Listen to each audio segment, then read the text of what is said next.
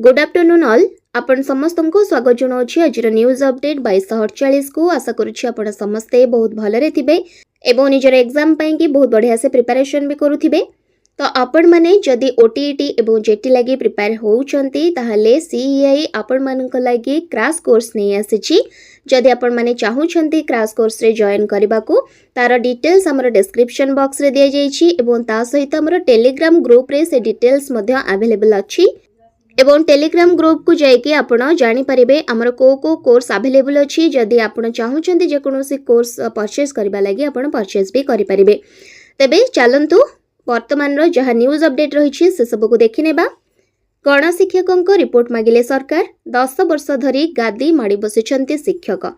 वर्णबोध दिवस रे शिशुलेखा पीजी रो प्रवेशिका परीक्षा बढ़िला 200 एमबीबीएस सीट। शिक्षाधिकारी मनमानी बीईओ खाउछंती टंका शिक्षक राजरास्ता रे। तेबे चलंतु देखि नेबा या सहित आहुरी अनेक गुड़िए नोटिस जहा रही। प्रथमे आपण माने देखंतु जे समृद्ध ओडिशा गढुछंती लोकंक सरकार। सबु जिल्ला रे एबे शिल्पायन सह रोजगार किभଳି भाबरे सबु लोक वर्तमान रोजगार मुहा हेबे सेथिलागी शिल्पायन रो व्यवस्था करुछंती केंद्र सरकार एवं राज्य सरकार। 40,811 कोटी टंका मूल्य रे 36 टी शिल्प प्रकल्पर शिलान्यास और शुभारंभ। 59,050 टी नियुक्ति सुजोगर नुआ अध्याय। तो एही भली 36 टी शिल्पर प्रतिष्ठा करिसंती केंद्र सरकार एवं राज्य सरकार मिलित भाबरे। तो प्रथमे देखिबा गणशिक्षकों तथ्य मागिले सरकार 7 दिन रे रिपोर्ट देबाकू निर्देश। राज्यर गणशिक्षकों विभिन्न समस्या और दाबीर समाधान दिगरे प्राथमिक शिक्षा निर्देशालय पक्षरु एक गुरुत्वपूर्ण पदक्षेप ग्रहण करा जायछि। विशेषकर ओटीईटी उत्तीर्ण होइथिबा गणशिक्षकों पदोन्नति और आर्थिक सुविधा प्रदान नहीं विभाग तत्परता प्रकाश करिछि। ए संपर्क रे राज्यर समस्त जिला शिक्षा अधिकारी बा डीईओ एवं बीईओ को निर्देशालय पक्षरु चिठी लेखा जायछि। चिठी अनुଯାयी अनेक गणशिक्षक ओटीईटी उत्तीर्ण होइथिले मध्य सेमानंको एक्स कैडरभुक्त करा जाय नाही किंबा आनुषंगिक आर्थिक सुविधा मध्य मिली नाही बोली अभियोग होइथिला।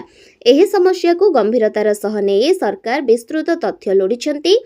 गणशिक्षकों नाम जिला से ओटीईटी उत्तीर्ण होइछंती कि नाही एवं ओटीईटी प्रमाणपत्र हासिल करिथिबा तारीख संपर्क रे निर्धारित फॉर्मेट रे निर्देशालय को 7 दिन मध्य रे तथ्य देबाकू कुहा जायछि। जहा कि गतकाली मध्य आमे माने से नोटिस टी देखुथिले। तो वर्तमान आजिर न्यूज रे मध्य आसी जायछि ताहा ठीक अछि। तेबे 7 दिन मध्य रे गणशिक्षकंकर एई फॉर्मेट रे किना नोटिस ऑल वीईओ एंड डीईओ देबे सरकार को ठीक अछि।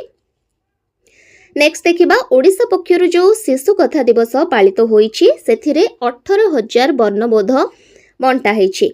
ओडिया भाषा साहित्य और संस्कृति विभाग पक्षरु विभिन्न विभाग सहयोग रे अनुष्ठित हेउछि ओडिया पक्ष। मंगलवार सप्तम दिवस को शिशु कथा दिवस भाबे पालन करा जायछि। एही अवसर रे राज्यर विभिन्न प्राथमिक विद्यालय रे प्राय 18,000 वर्णबोध एवं शिशु लेखा पुस्तक बंटन करा जायछि। एथिसह विशिष्ट व्यक्तिविशेष एवं वरिष्ठ नागरिकों को भागवत पुस्तक प्रदान करा जायछि। मंगलवार नवरंगपुर जिला उमरकोट पीएम श्री सदाशिव सरकारी उच्च विद्यालय रे आयोजित शिशु कथा दिवस उत्सव रे अतिथि भावे विद्यालय और गणशिक्षा विभाग मंत्री नित्यानंद गंड जोगदे वर्णबोध और शिशु लेखा पुस्तक बंटन करिसंती। एहा एक स्वागत योग्य पदक्षेप बोली से कहिसंती ठीक अछि।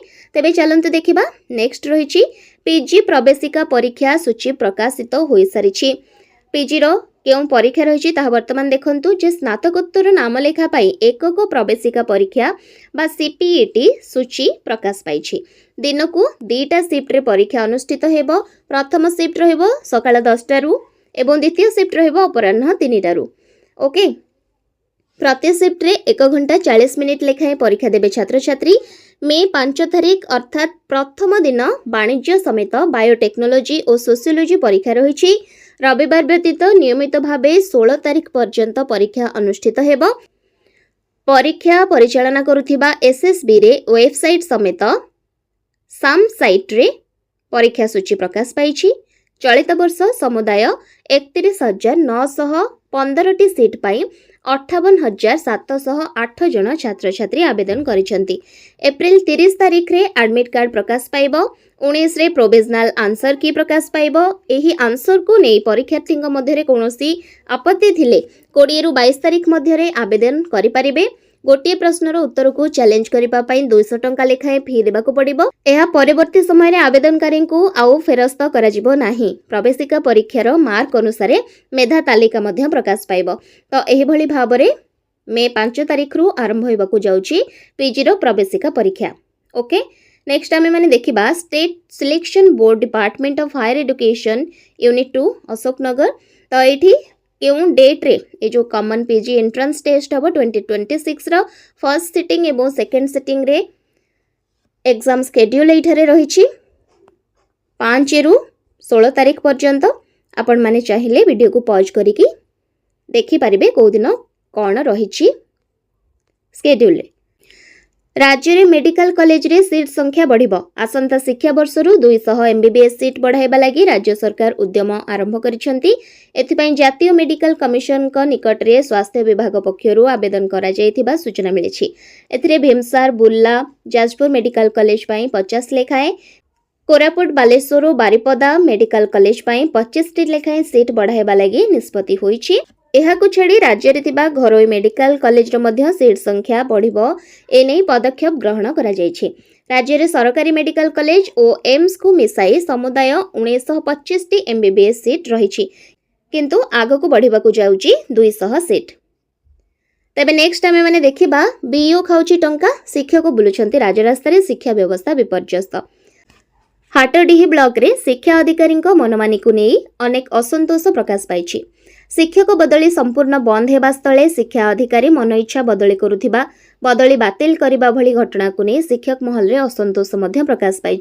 अभियोग अनुसार शिक्षा विभाग कार्यालयर केतेक असाधु कर्मचारी एबे बीओ को दलाल साजी मोटा अंकर अर्थ आदाय करुथिबा चर्चा हेउछि। बीएलओ नियुक्ति और जीवन बीमा पाई शिक्षक शिक्षयित्री मानक ठारू अर्थ निया जाइछि बोली अनेक शिक्षक मध्य कहिसंती।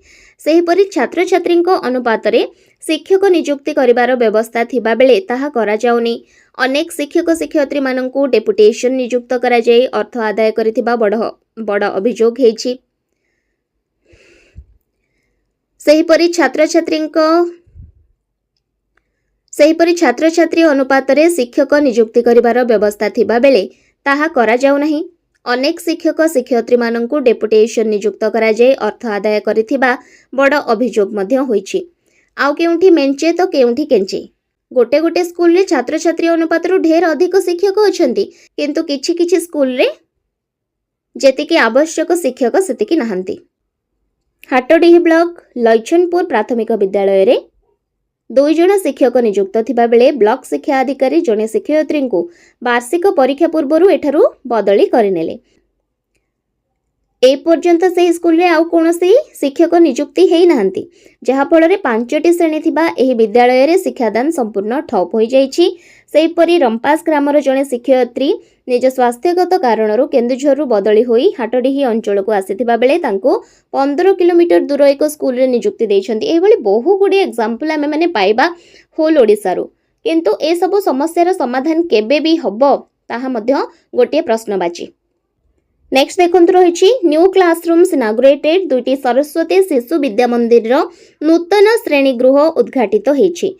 आली भुईपुर सरस्वती शिशु मंदिर और चंडियागढ़ी सरस्वती शिशु विद्या मंदिर जो श्रेणी गृह उद्घाटित होईछि सेथिपई केन्द्रापड़ा सांसद उन्नयन पांठिरू 8 लाख टंका लेखाएं दिया जायथिला। ठीक अछि, सरस्वती शिशु विद्या मंदिर श्रेणी गृह उद्घाटित। गतकाली आमे माने देखुथिले जे नेपाल रो प्रधानमंत्री तांकर समस्त प्राइवेट स्कूल को बंद कर देइछंती, कारण समस्ते सरकारी स्कूल रे पाठ पढ़िबे। प्रधानमंत्री छुआंक ठारू आरंभ करके साधारण जनतार पिला माने मध्य गोटे स्कूल रे ही पढ़िबे। किंतु आमर एठी देखंतु आम ओडिसा रे एमिति सबु चलिलाणी जे एठी सरस्वती शिशु विद्या मंदिर 2टा श्रेणी गृह उद्घाटित हेबा लागि केन्द्रापड़ा सांसद उन्नयन पांठिरू 8 लाख टंका दिया जायछि। तापर चलंतु देखिबा 10 वर्ष धरी गादी माड़ी बसिछंती शिक्षक।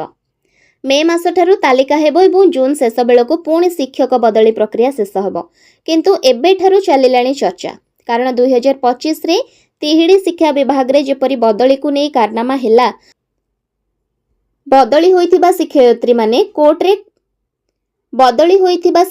माने कोर्ट कचेरी रे पहुंचिले एवं ताहा बातिल मध्य हेला सेथिपई तिहिडी शिक्षा विभाग को बदनाम हेबाको मध्य पड़िछि कारण नामको मात्र ही प्रक्रिया थिला तेबे 2026 वर्ष पई चतुरता पूर्वक चिठा तैयारी हेलाणी कारण 10 वर्ष रु 15 वर्ष हेला गोटे स्कूल रे गादी माडी बसिछन्ते शिक्षक माने स्थानीय राजनेता ऑफिसर किराणी एवं ऑफिसर को हाथ करी 10 रु 15 वर्ष हेला गोटे स्कूल रे गादी माडी बसिछन्ती आउ मात्र गोटे मास परे शिक्षक बदली दरखास्त समय शेष मध्य होइजिबो किंतु वास्तव रे संपूर्ण उलटा तिहिडी चरस हाई स्कूल रे 12 वर्ष होई गलानी 3 जण शिक्षक रहिछन्ती जे बदली ही हेउनाहंती तिहिडी बालिका हाई स्कूल रे 25 वर्ष होई गलानी जणे शिक्षक रहिछन्ती जे जाय भी बदली होउनाहंती बदली हेले आदेश को बदलाई देउछन्ती सेहीपरि दोलसाही हाई स्कूल रे 3 जण बिणापाणी हाई स्कूल रे 2 जण कोल्हा हाई स्कूल रे 2 जण एपरिक तिहिडी ब्लॉक रे थिबा 22 रु अधिक सरकारी हाई स्कूल रे 30 जण शिक्षक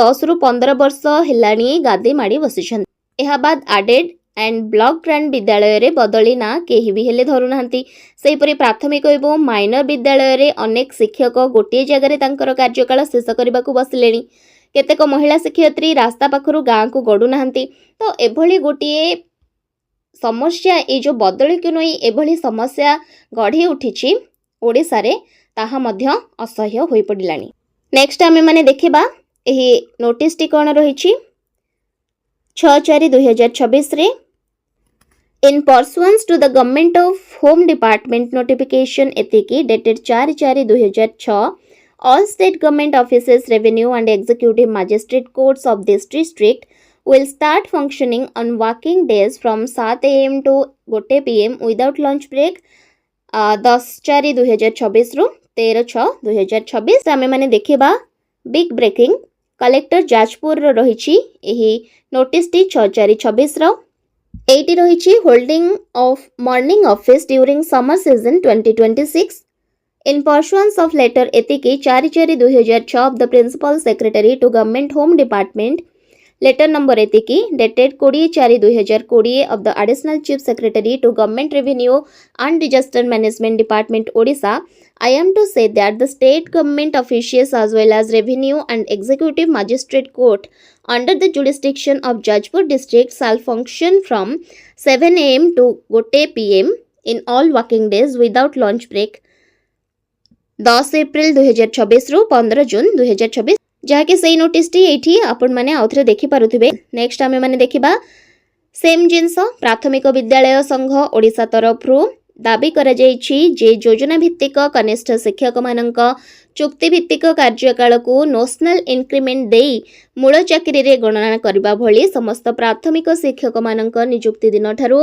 6 वर्षर चुक्ति कार्यकाल को नेशनल इंक्रीमेंट देई मूल चाकरी रे गणना करा जाऊ ओ अन्य राज्यर प्राथमिक शिक्षकक वेतन भली तांकर वेतन हार मध्य बढ़ा जाऊ समस्त छात्र छात्री लगी पाठ्यपुस्तक अणा जाऊ शिक्षा अधिकार आईन संशोधन करी प्राथमिक विद्यालय जो छात्र शिक्षक अनुपात पूर्वरु थिला 30:1 थिला उच्च प्राथमिक विद्यालय रे 35:1 थिला ताहाकू परिवर्तन करा जाऊ जहाकू की 20:1 एवं 25:1 करा जाऊ अंतः जिला बदली निमंते 6 वर्षीय एक स्वतंत्र आईन करी प्राथमिक शिक्षक मानकू निज जिला को बदली करा जाऊ आम राज्य में द्वादश श्रेणी पर्यंत शिक्षा को मागणा और बाध्यतामूलक करा जाऊ एही भली प्राथमिक शिक्षक मानकर एही भली प्राथमिक विद्यालय शिक्षक संघर रहिछि दाबी एवं सही दाबी को पूरण करा जाऊ बोली कही एही नोटिस टी रहिछि गतकाली मध्य देखिथिले आमे माने देन आमे माने देखिबा government of Odisha ST and SC development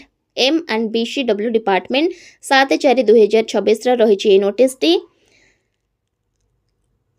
notice टी रहिछि ऑल डीडब्ल्यूओ को एवं डब्ल्यूईओ को clarification regarding cut off percentage for eligibility under post matric scholarship for OBC and SCBC and EBC students in inviting a reference to the subject stated above I am directed to inform that a meeting was held under the chairpersonship of the commissioner cum secretary regarding fixation of cut-off percentage for determining eligibility of post-matric scholarship for OBC, SCBC and EBC students. As per the decision taken in the meeting, the earlier eligibility criteria relating to the securing 50% marks for selection of scholarship shall be reinstated. Accordingly, students must secure more than 50% marks in the immediate last examination to be eligible for applying the scholarship for the subsequent year. For instance, if a student secures less than 50% marks in plus 3 second year, he or she shall not be eligible for scholarship in plus 3 third year, even if he or she had secured more than 50% marks in the last qualified examination in plus 2. You are therefore requested to take necessary action for strict implementation of the above decision and ensure proper awareness among the students and institutions.